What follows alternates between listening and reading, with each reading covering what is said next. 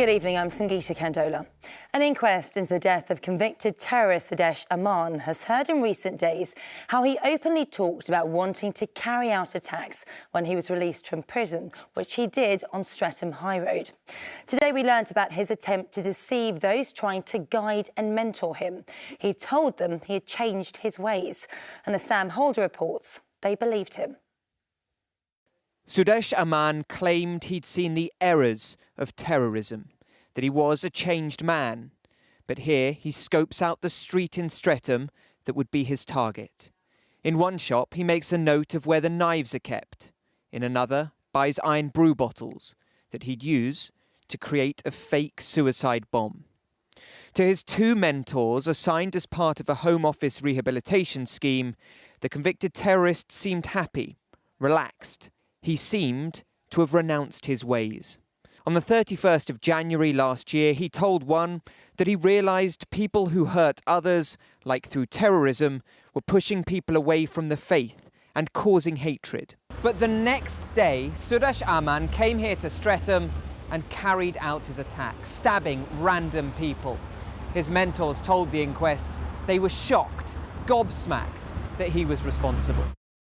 But the inquest heard there had been comments that raised concern. Suhail Ahmed had only been released from prison 10 days earlier after serving time for 16 terror offences. While at this bail hostel, he told one mentor that the day he was arrested, when police put a gun to his chest, was the happiest of his life. He told the other that it wasn't worth planning for his future. While at Belmarsh prison, he refused to engage with the prison psychologist. Previous notes said that because of his traumatic childhood and lack of social skills, he used anger and violence to express himself. Despite police concerns and a request for delay, Ahmed was automatically released 2/3 of the way through his sentence. He was considered at high risk of committing a terror attack, so high that he was put under 24-hour police surveillance. Although he was being watched by 9 officers, he was still able to carry out his attack, stabbing 2 people before being shot dead. Sam Holder, ITV News. The families of 5 people killed in the Croydon tram crash have appealed to the High Court for a new inquest into their deaths. Their lawyers claim there were inadequate and incorrect rulings during the original inquest, in which a jury found the 7 victims died as a result of an accident. The families are furious that a conclusion of unlawful killing was not reached. The Court of Appeal has ruled a judge was wrong to describe a scheme that made extra space for pedestrians and cyclists as extreme.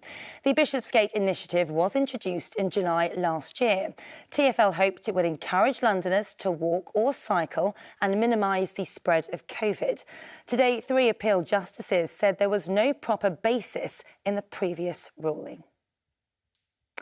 The mother of 2 sisters who were stabbed to death in a random attack last June has spoken at a vigil in Brent.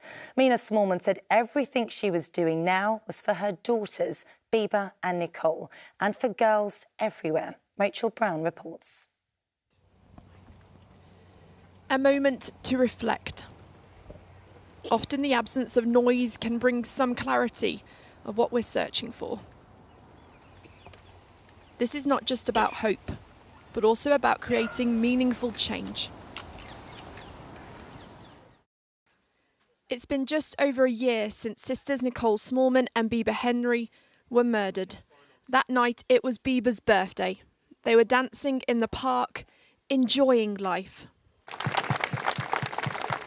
Last night, the sisters' family and friends, politicians and strangers came together. I see women of colour and people of all different races, and I see men. I see lots of men. And, you know, the thing we must never do is lump any people as one bad thing. They were both strong women. Yeah, you know, they were independent. Nikki was a lot of fun. Lived life, loved life, and enjoyed themselves, you know, and they had everything to live for, and it was taken away. It was a chance for people to speak up, hold systems to account, Systems that they say let Nicole and Bieber down. I didn't understand why there wasn't as much outcry as there should have been. 2 sisters brutally murdered in a park. The way the police acted, I couldn't believe it. People say to me, how's things going to change and what's going to change? And I actually think that Mina is the conduit of that change. Racism is still here. Amen. Yes. It's just gone underground. It is not just a black thing. It's a every good person thing. It wasn't on front page. Well, we're going to be on front page because I'm only just beginning.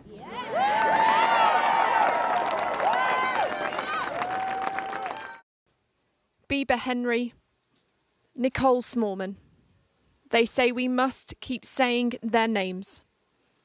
The family hope to turn their loss into a force of change. Rachel Brown, ITV News. And finally, the secret to a long and happy life. Well, be nice, make people laugh, and a drop of whiskey every day. That from Betty Spear, London's oldest woman. After lockdown celebrations last year, the 108-year-old got to spend the day with her nearest and dearest at her care home in Sutton. Rags Martell was there too. Happy birthday to you. 108 years young, and now Betty Spears is London's oldest woman. Hi Betty, I just wanted to wish you happy birthday. Thank you. How does it feel to be 108? How does it feel to be 108, Nan? Very good. And does this birthday feel any different from all the others? None whatsoever. Nan, this is the letter from the Queen. Oh, my God. Born in 1913, she's lived through 4 different monarchs. Today she got another birthday card from the Queen. Oh, wow, look. Look at that. What's it say? What does it say, Nan?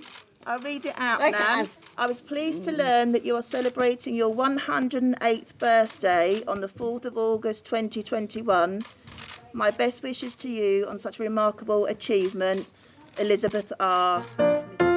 This party different to last year's. Because of COVID restrictions, only one family member was invited to 107th.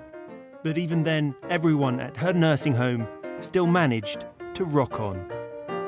Does this make it extra special that you can all be here this time round? It does, yeah. 108's an age to get to, especially the oldest in London and Sutton. So I want to make the most of it. It's nice to have all the family here. Do you feel 108? How old do you feel? I don't feel much more than 100. And even after all these years, a surprise birthday party comes as a shock. You had a nice surprise when you woke up this morning. I nearly died. Well, no. So what's the secret to getting to 108? What's the advice? Drop of whiskey? Just Drop of whiskey every day. The party ended aptly with 3 cheers to the oldest woman in London. Rags Martell, ITV News, Sutton. Right, weather time now, and after a lovely few days, it's looking unsettled. Here's Sally with the forecast.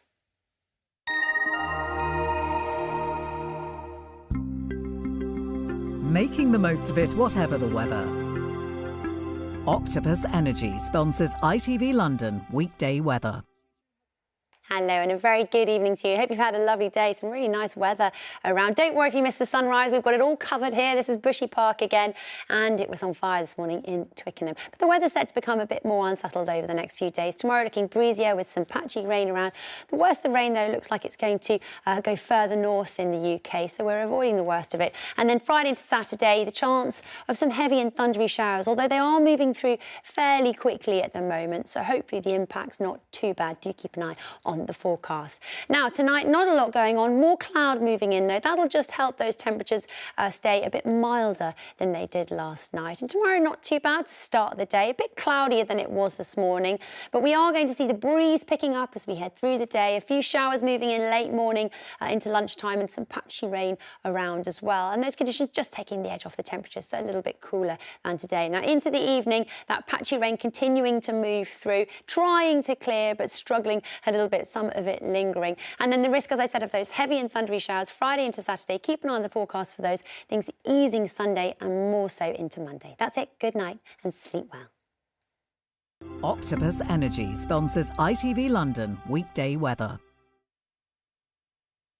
And that is all for now. We are back on air tomorrow with updates in Good Morning Britain. Until then, from everyone on the Late Team, good night.